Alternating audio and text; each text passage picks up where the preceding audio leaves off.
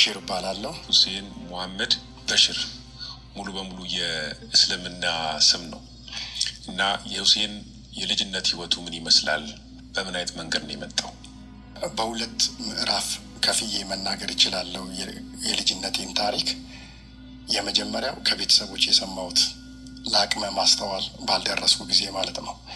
ከ7 ዓመት ጀምሮ ያለውን ግን መተረክ እችላለሁ በራሴ እና እስከ 7 ዓመት ባለው ቤተሰቦቼ ስወለድ ምን እንደተፈጠረ የነገሩኝ ነገር አለ እና ብዙ ጊዜ አባቴ ገፊ ይለኝ ነበርና ሳጠፋ ሲቆጣኝ አንዱ ከሚሰድበኝ ስድብ አንተ ገፊ ይለኛል እና ያ ብዙ ጊዜ ስነ ልቦናዬን ጎርቶት ነበር እና ለምንድን ነው ገፊ ያለኝ?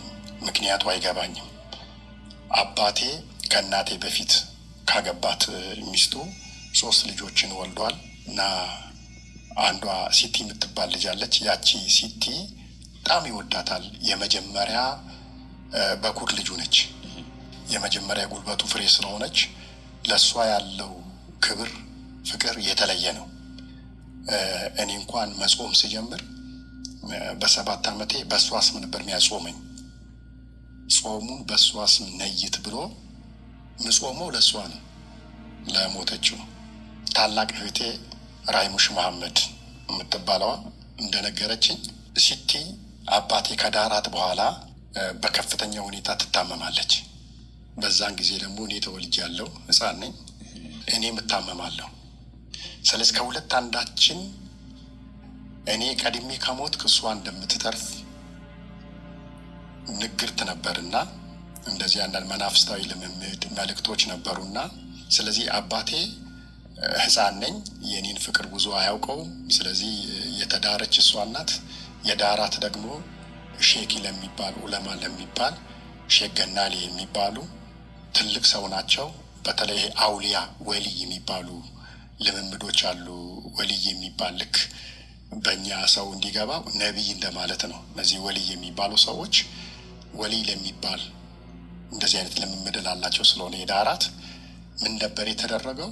እኔ በፈረስ ፈርስ መላ ሰውነቴ እንዲታጠብ እና የእሷን ጦስ ይዤ እንዲሄድ እኔ ስሞት እሷ እንደምትተርፍ ነበር የተነገራቸውና ያንም በእኔ ላይ ያደረጉ። ነገር ግን አሁን ተቀብተ ማለት ነው።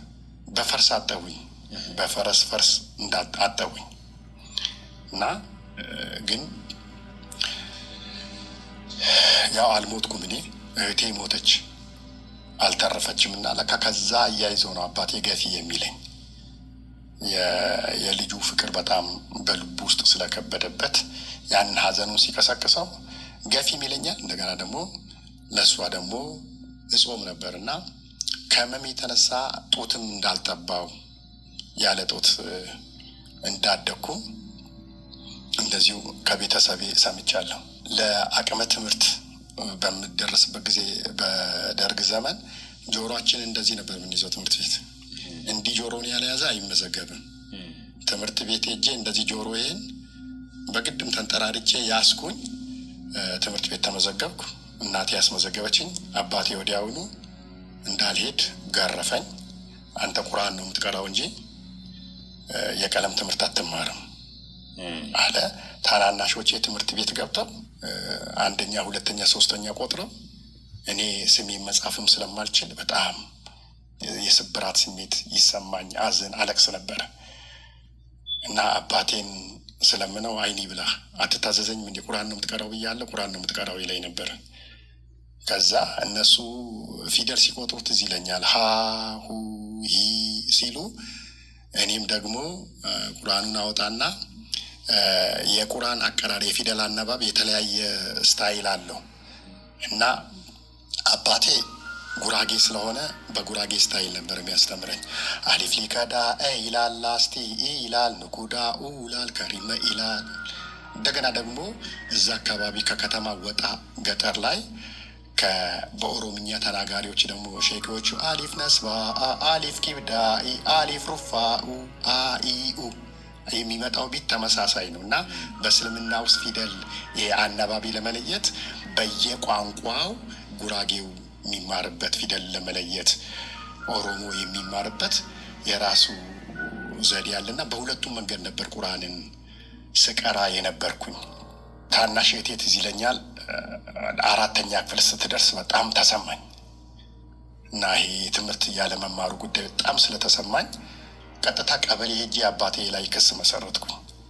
የመሰረተ እድገት ግዴታ ነበር አለ የአዋቂዎች ትምህርት እና የትምህርት ቤት የመመዝገቢያ ጊዜ ማልፎ ስለነበረ የቀበሌ ሊቀመንበሩ አባቴን ይቀጣሉ ወይ ይታሰራሉ፣ ይሄ ልጅ መማር አለበት ሲባል አባቴ የሰጠው መልስ እሺ መስከረም ሲመጣ አስገባዋለሁ፣ አሁን የትምህርት ሰዓት አይደለም፣ እኔ ደግሞ የመፍትሄ አማራጭ ያዘው ከአዋቂዎች ጋር እማራለሁ፣ የመሰረተ እድገት ትምህርት አዋቂዎች እናቶች አባቶች ከሚሆኑት ጋር እማራለሁ ብዬ ያኔ ማጠናከሪያ የሚባል አለ፣ ድህረ የሚባል አለ፣ ንባብ ቤት የሚባል አለ።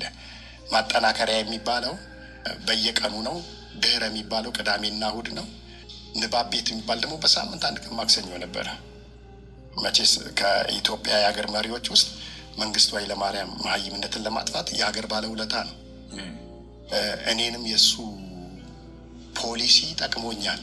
በመንግስቱ ኃይለማርያም ፖሊሲ በልጅነት መብት ትምህርት ቤት መማር የማልችለውን እድል በዛ ነው የተጠቀምኩት። የሚያስደንቁ መናፍስታዊ ተአምራቶችን አይቻለሁ። በነዛ ተአምር ሂሳብ ስሌት እግዚአብሔር ልክ የሙሴ ብትር የፈርዖን አስማተኞች ብትር እንደ ዋጠች በእኔ ህይወት ውስጥ እግዚአብሔር ተአምር አድርጎ ወደ ራሱ አመጣኝ እንጂ ላልመጣባቸው የማልችላቸውን ተአምራቶችን አይቻለሁ።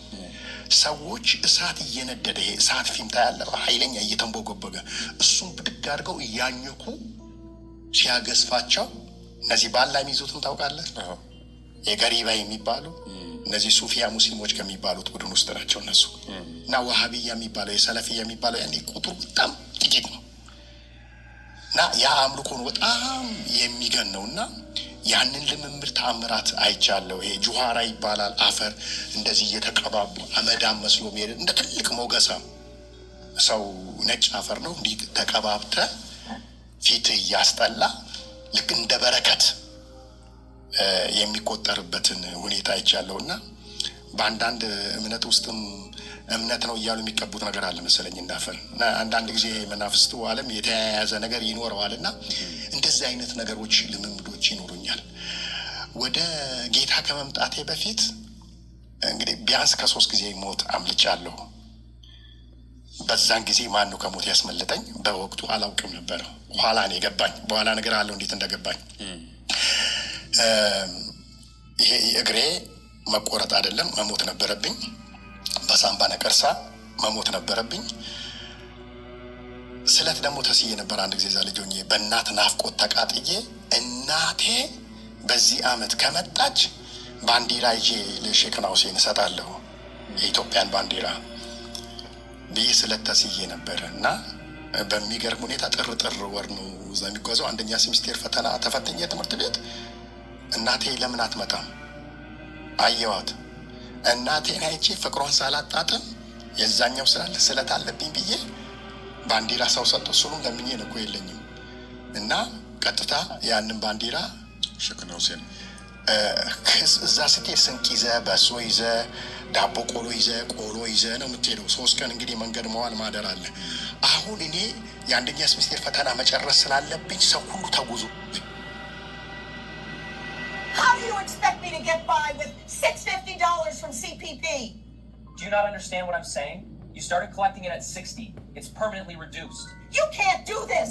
Everything ወያኔ ቢሆን ሻቢያ ቢሆን ሰው ሲል እኔ ቀንዳለኝ እንዴ እኔ ጭራለኝ እንዴ አይለዩኝም እንዴ በላይ እየሰማሁኝ ማለት ነው። አውቆ እኮ ነው ይሰማል አለ።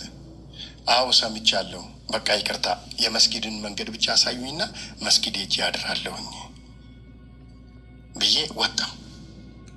ስወጣ ተከተለኝና እውነት አንተ ምንም ሌላ ዓላማ የለህም ሲለኝ እኔ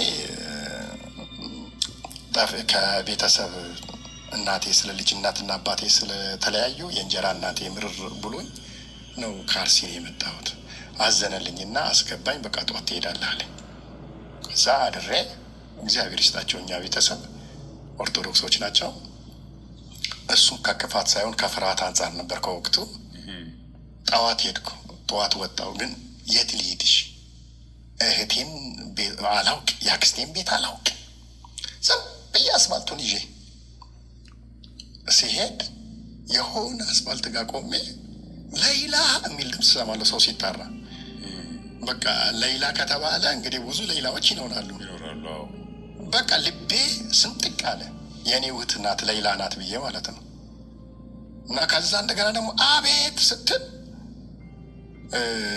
ድምጿን አስታውሻ አይመስለኝም። እና የእሷን አቤት ብላ ስትመጣ ሳያት እህቴ ናት፣ የራሴ እህት ነች። ሄድኩና ተጠምጥሜ ሳምኳት፣ አቀፍኳት። ለካ እሷም ሰው ቤት ውስጥ ነው ያለችው፣ አክስቷ ጋር አይደለም የምትኖረው። ከዛ አክስቴ ጋር ወሰደች። አክስቴ ነው አሁን የክርስትና ወጪው ቀላል መሰለ። የጠላው የዳቦው ወጪ መስለ ጀምር። እባክን ጋሽዬ ሰርቼ ከፍላለሁ።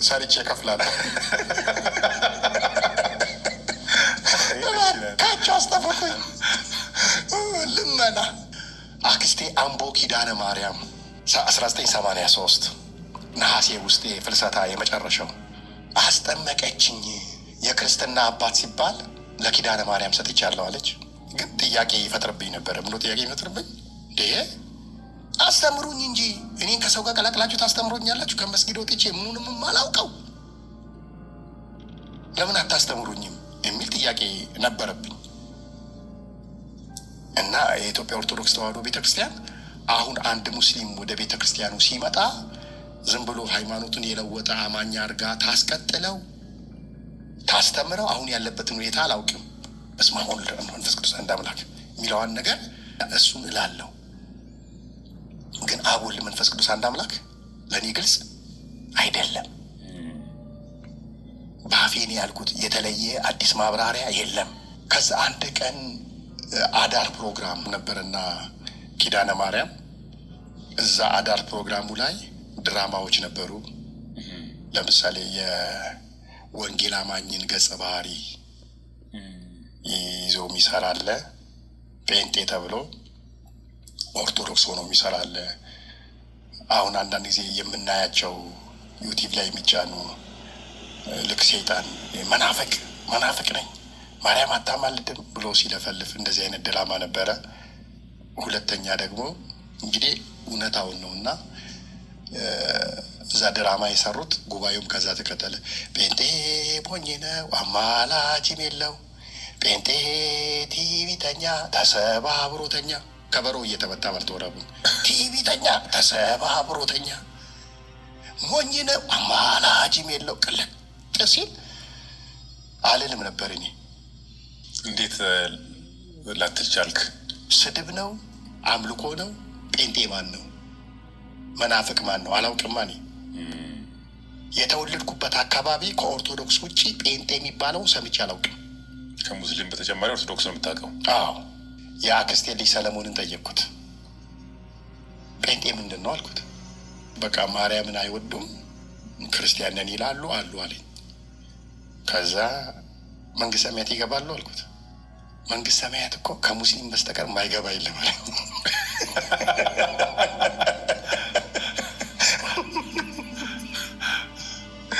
ሁሉም ይገባል አለኝ። እና ይሄ እንግዲህ ምናልባት እንዳልመለስበት ሰግቶ ሊሆን ይችላል።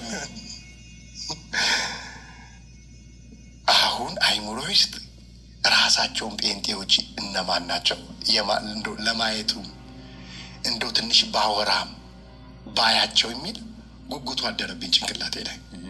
የአክስቴ ባል በጣም አበዛኸው አንተ፣ በዚህ አካሄድህ የቤተ ክርስቲያን ዲያቆን ነው የምትሆነው። ትምህርትን ተማር፣ ሻይ ቤት አለ፣ ስራ። የምን ቤተ ክርስቲያን ሞጦልጦል ነው በዚህ እድሜ አለኝና ቤተ ክርስቲያን መሄድ ማትፈቅድልኝ ከሆነ ከዚህ ቤት ወጣለሁ ሲል ጥርግ በላለኝ።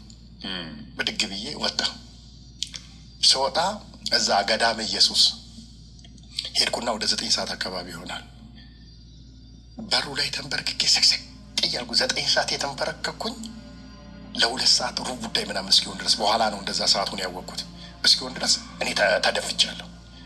ከዛ ጥበቃው መጡና በቃ አሁን ካሁን ትነሳለህ ብል ተነስ እንጂ ሲሉኝ አባባ ተውኝ፣ እኔ እዚሁ እየጸለይኩ ነው ማድረው አልኩ።